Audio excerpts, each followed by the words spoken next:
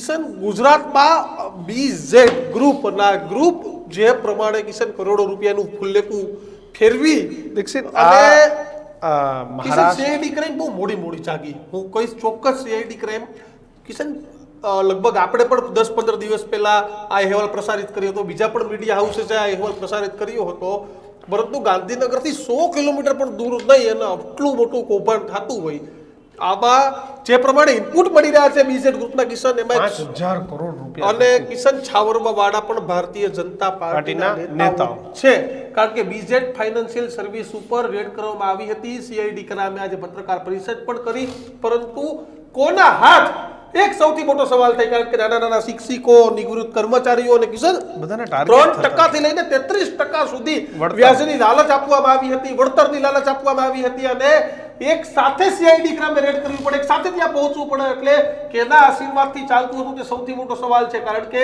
હાલ તો ભૂપેન્દ્રસિંહ છે તે ફરાર થઈ ગયું છે. જો તમે સાચા હતા, તમે સાચો હોવાનો દાવો કરતા હતા, તો અત્યારે તમારે કેમ ભાગી જવું પડ્યું એક સૌથી મોટો સવાલ થાય. આવો તમારા ડોક્યુમેન્ટ લઈને કેમ તમે પોલીસ સમક્ષ આવીને હાજર નથી થતા, કેમ તમે જવાબો નથી આપતા, કેમ તમારી તમામ દુકાનોમાં તાળા લાગી ગયા, શોરૂમમાં તાળા લાગી ગયા અને તમે રાજસ્થાન વાયા મધ્યપ્રદેશ છે તે ફરાર થઈ ગયા.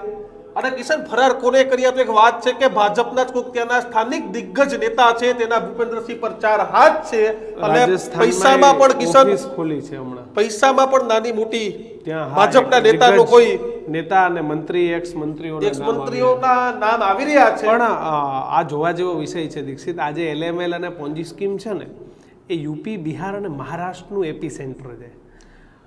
ધન્યવાદ ગુજરાત પોલીસને એટલે આપવા પડે કે આપણે ત્યાં આવી પોન્જી સ્કીમો અને આવું LML કરતા લોકો એ લાંબુ ટકી નથી શકતા, કારણ કે પોલીસને ખબર પડી જાય.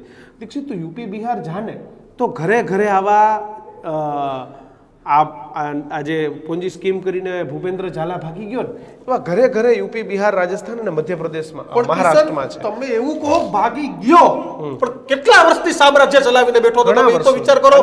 પૈસા દઈને એવોર્ડ લેવાના, સોનાની પાઘડી પહેરવાની અને એ પ્રકારનો તામઝામ ઉભો કરવાનો કે હું કરોડોપતિ અબજોપતિ છું, પરંતુ ત્યાંના લોકોને ઇન્ફ્લુઅન્સ હજુ પણ એવા લોકો છે કિશન કે જે આપણા વિડીયોમાં નેગેટિવ હજી નીચે કમેન્ટ મારે, પણ તમે તમારા દિલ ઉપર હાથ રાખીને કહેજો કે હવે તમને તમારા પૈસા, અને તમે જે કહેતા હતા ને કે બાપુ સેવા કરે છે ને કોરોનામાં આમ કર્યું ને તેમ કર્યું, તમારા જ પૈસા, તમારા પૈસાનું બૂચ મરાઈ ગયું ભાઈ, એટલે જ એ કર્યું હતું. તમારા જ પૈસે થયું છે ભાઈ, કોઈ ભગવાનનું કામ નથી કર્યું એમ. અને થાતું તું કેવું કે આલિયાની ટોપી માલિયામાં, માલિયાની ટોપી આલિયામાં, એટલે ઈ સરાઉન્ડિંગ પૈસા આવતા હતા ને તમારા મળતા હતા, ક્યાંકથી આવતા હતા, આગળથી લેતા હતા પાછળ આપતા હતા, અને ભરાતી હતી, ફૂટવાનો હતો, આ ખૂબ નિશ્ચિત વાત હતી. કારણ કે સોનાની પાઘડી કોઈ માણસ પહેરે તો શું એના ઘરે પૈસાના ઝાડવા ઉગતા હતા સોનાની પાઘડી. અને તમે યાદ રાખજો કે તમારી જે સારી સારી વાતો હતી ને કે હા મારા બાપુને 6 મહિનાથી પૈસા છે પણ દર મહિને 25,000 વ્યાજ મળી જાય છે, આ વાત સાંભળીને બીજાએ મૂક્યા, ત્રીજાએ મૂક્યા, ચોથાએ મૂક્યા, એમ જેમ આગળ જે વ્યક્તિ મૂકતો હતો ને એના પૈસાનું વ્યાજ તમને મળતું હતું. તમે LML નું આ એ ભૂપેન્દ્રનું નહીં, તમે આખા દુનિયામાં જ કૌભાંડ જોઈ લેજો, કોઈના પૈસા કિશન પાછા મળ્યા હોય ને શરૂઆતી દોરમાં મળે એ વર્ષ 2 વર્ષ શરૂઆતી દોરમાં તેના પૈસા નહીં કે 100% મળશે, પરંતુ એ પછી આ પૈસા છે તે નહીં મળે. હું મારી ટીમને કહીશ કે સોનાની પાઘડી વાળો વિડીયો રેડી રાખે, આપણે એ બતાવશું કે કઈ રીતે કિશન સોનાની પાઘડી જન્મદિવસના દિવસે પહેરવાની. લોકસભામાં અપક્ષ ઉમેદવારી કરી હતી આ ભાઈએ પૈસા, પછી ખબર છે કે સાચા ખોટા કરીએ એટલે કાલ પક્ષને ખબર પડે. બાકી જોઈ લો એ જ સીન છે કે લોકસભામાં ભૂપેન્દ્ર છે તે અપક્ષ ઉમેદવારી કરવા ગયા હતા ને એવો દાવો કરતા હતા કે હું તો અપક્ષે જીતી જાઉં. ભાઈ આ ચેન માર્કેટિંગ, લોભામણી જાહેરાતો, આનાથી બચજો ભાઈ. ગુજરાતમાં આ બધું જ કલ્ચર મહારાષ્ટ્ર, દિલ્હી, યુપી, બિહાર, રાજસ્થાન, આ ત્યાંથી આ બધા કલ્ચર આવી ગયા છે. ભંડોળ એકઠું કરો, એ ભંડોળમાંથી આપણે બધા કરીએ. ભાઈ ભંડોળ એકઠું કરવા માટે ગુજરાતમાં ક્રેડિટ સોસાયટીઓ છે, બેંક છે, આ તમામ વ્યવસ્થા. દીક્ષિત ખૂબ મોટી એજ્યુકેશન સોસાયટી કોલેજ આ ભાઈએ ખરીદી લીધી હતી આ રોકાણકારોના પૈસે, જોકે છેલ્લે એમાં પૈસામાં પહોંચાણું નહીં એટલે પાછી આપી દીધી. પણ વિચારવા જેવો સબ્જેક્ટ અહીંયા એ છે કે આખું સ્થાનિક તંત્ર મેનેજ હોય. આ વિચારવા જેવો સવાલ છે કે આટલું મોટું તંત્ર ચાલતું હતું પણ ક્યારેય એ સાબરકાંઠા SPને સવાલ ના થયો કે લાવ હું જરા તપાસ કરું કે શું ચાલે છે. હિંમતનગર PI, મેઘરજ, તલોદ, આ કોઈ પોલીસ સ્ટેશનને વિચાર નહીં આવ્યો હોય. ત્યાંના સ્થાનિક નેતાઓને પણ ખબર છે કે ભાઈ એમના જ વિસ્તારના નાના નાના માણસોના દીક્ષિત પૈસા એ એકઠા થતા હતા, પણ તમે ચેતી જજો ને. હું મારી ટીમને કહીશ કે આ વિડીયો સોનાની પાઘડી વર્ષે ઓડિયો સાથે બતાવો, ઓડિયો પણ સંભળાવો કે કઈ રીતે, કારણ કે અમે ખોટું નથી બોલતા, ઓડિયો છે કે સોનાની પાઘડી આ પહેરે છે. હા,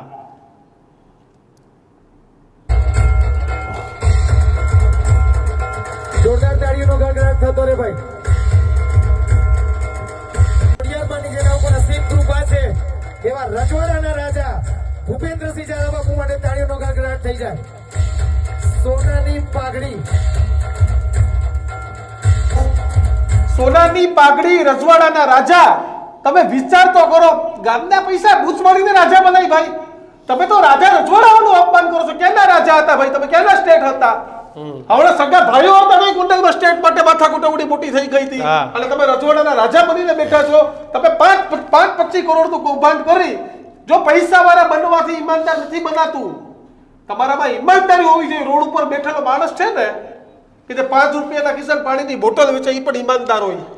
ઈ તમારા કરતા રજવાડાનો રાજા કે ભાઈ તમે ગામના પૈસા ખુશ મારી દો, ફુલેકા ફેરવી દો, અને પછી તમે તમારી જાતને અને રજવાડાના પાછા રાજા બધે બનાવો. ભારતીય જનતા પાર્ટીના નેતા ગણાવવાના.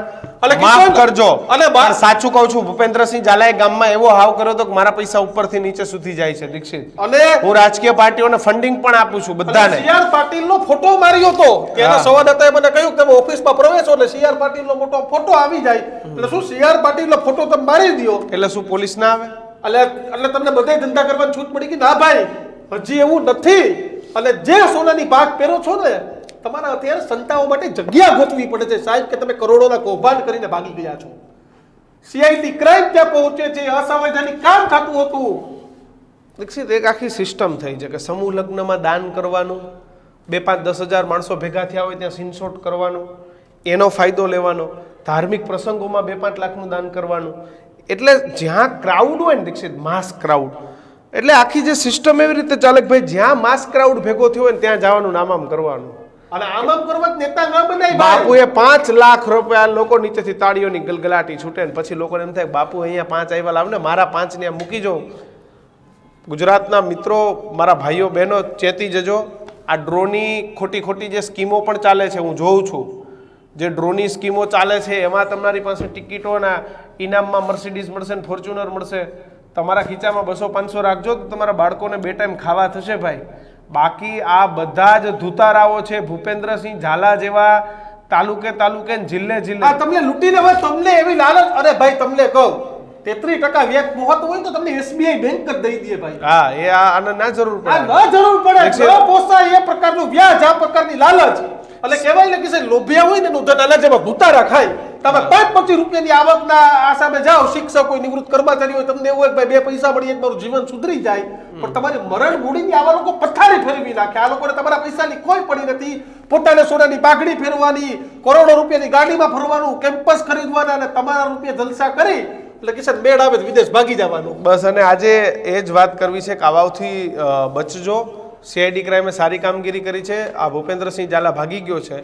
તમારા પૈસા હોય તો શરમમાં ના રહેતા, નીચે કમેન્ટમાં લખજો અને પોલીસ ફરિયાદ કરજો ભાઈ. ભાઈ, ખાતામાંથી રિકવરી થાય તમને પાછા મળશે. હા, બાકી શરમમાં ના રહેતા કે ના આપણા બાપુ છે. ફરિયાદ નહીં કરી હોય તો પોલીસે તમારો ભરોસો નહીં કરે. હા. જો હજી પણ તમે કે ધુતારા હોય તો અમારો સંપર્ક કરો, સીઆઈડી ક્રાઇમનો પણ કરો, ફરિયાદ કરો તો તમને અને આ હમણાં થોડા સમયમાં છૂટી જશે, અને છૂટ્યા પછી તમારા પૈસા નહીં મળે. અત્યારે પોલીસ ફરિયાદ કરશો તો તમારા પૈસા મળશે.